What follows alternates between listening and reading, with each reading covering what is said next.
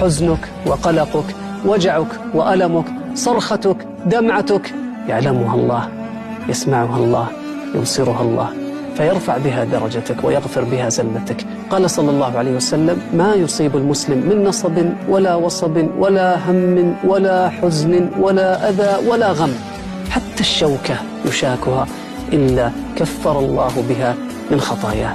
لا تجزع، لا تفزع، لا تقنط، لا تيأس، لا تشتكي، فالشكوى لغير الله شكوى الضعيف إلى ضعيف، وشكوى المحتاج إلى العاجز.